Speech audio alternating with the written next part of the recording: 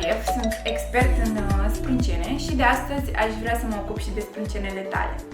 M-am hotărât să fac câteva serii de clipuri în care să tratez punctual toate procedurile pe care le execut la mine în studio.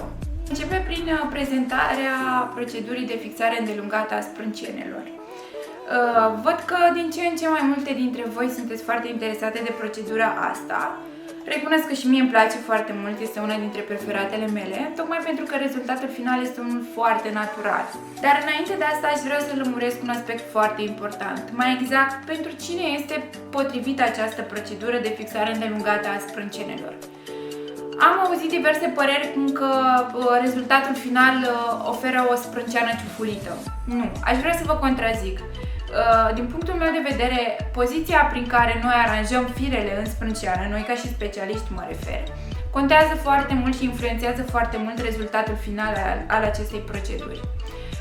Eu țin cont foarte mult de direcția naturală de creștere a firului de păr, astfel că nu forțez niciodată rădăcina. Dacă firul este crescut într-o direcție ușor oblică, eu asta voi încerca să redau și în rezultatul final.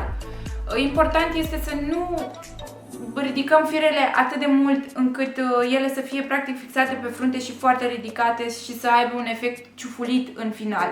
Pe mine mă interesează să corectez direcția descendentă de creștere a firelor, să disciplinez firele care sunt foarte rebele, să îndrept firele care sunt curbate și astfel să corectez sau să ofer un aspect mai bun în final al sprâncenelor naturale, dar totuși efectul final să rămână natural, fără să fie o schimbare dramatică, fără să înnegrim la culoare foarte tare firele. Deci pe mine mă interesează ca voi să fiți confortabile să le purtați. Pentru ca rezultatul acestei proceduri să fie unul natural, să fie unul frumos, așa cum îmi doresc eu întotdeauna pentru voi, am nevoie de ajutorul vostru. Mai exact, am nevoie ca voi să nu vă mai tundeți sprâncenele pe o perioadă de cel puțin 3-4 luni înainte. Pentru că eu nu încurajez tunsul sprâncenelor, nu execut tunsul sprâncenelor în momentul în care fac stilizarea sprâncenelor, tocmai pentru că privind în trecut, modul de stilizare a sprâncenelor implica tunsul excesiv, pensatul excesiv al sprâncenelor, lucru care, din punctul meu de vedere, afectează pe termen lung. Dacă stau și privesc persoanele mai în vârstă, îmi dau seama că poate un pensat excesiv și un tuns excesiv duce la o sprânceană foarte subțiată, ceea ce în zilele noastre niciuna dintre voi nu își mai dorește. Vă invit să urmăriți pașii de stilizare și de fixare a sprâncenelor în continuare. După cum observați, eu i-am măsurat sprâncenele, eu folosesc regula triunghiului, mai exact din scopitura nasului trasez niște linii imaginare, astfel că încerc să mă ghidez după punctele esențiale a sprâncenei. Și voi începe să pensez, dar nu foarte, foarte mult. Pe mine mă interesează să păstrez un rezultat cât mai natural, ceea ce și Dianei îmi place foarte mult. Apropo de asta, Diana este o clientă de-a mea de foarte mult timp. Poate să vă zic că e așa, ca și o mică poveste, cât poate acum. Da, eu sunt foarte sensibilă la pensat, de aceea am toate reacțiile astea, e incontrolabil. Da, eu vin la Anca de 5 ani. Cred de că 5 da, ani. cam așa. Și înainte îmi tundeam sprâncenele, le pensam excesiv, adică așa am știut că se face, așa credeam că se întâmplă. Că e normal. Da, așa credeam că e normal. Și după am văzut că, adică Anca mi-a indus ideea asta să nu mi le mai tund. Și am încercat, am mers pe mâna ei și chiar mă bucur că am făcut asta, pentru că acum firul meu e mult mai natural, e lung și pot, mai ales pentru că am firul așa de lung, pot să mi le aranjez în orice fel vreau eu și pot să mi le așez pe față și să arate cum aș vrea eu să arate. În schimb, dacă le-aș fi avut tunse și aș fi avut firul foarte scurt, nu aș fi putut să am atât de multe posibilități de a le aranja. Și pentru mine chiar a funcționat.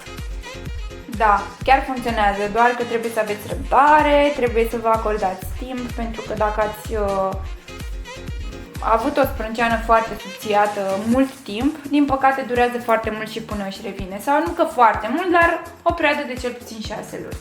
Eu, printre altele, metoda mea de pensare este cea prin care folosesc ața. Partea mea preferată. E partea ei preferată, da.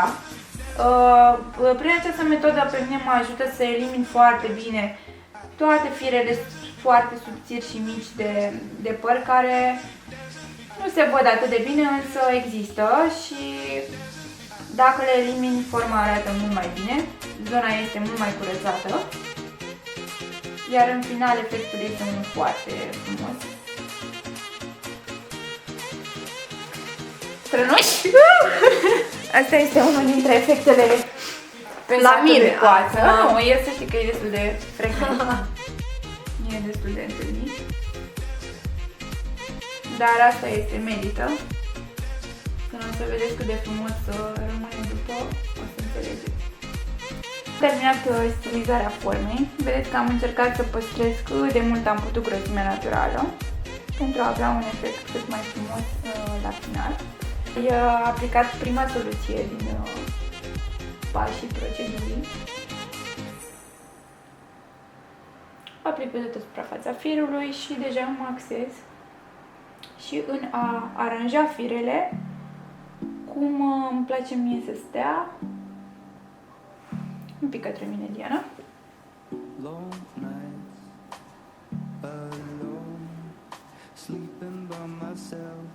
Prima soluție a acționat, așa că vom îndepărta soluția de pe fire folosind o dischetă. Ștergem.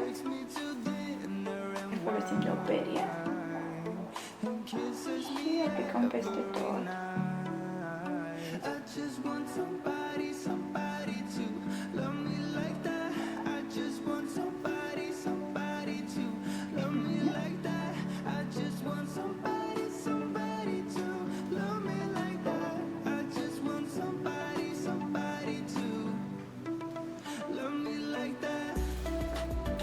Întotdeauna atunci când acționează soluțiile, revin și așez firele în formă, pentru că vreau ca rezultatul final să fie perfect.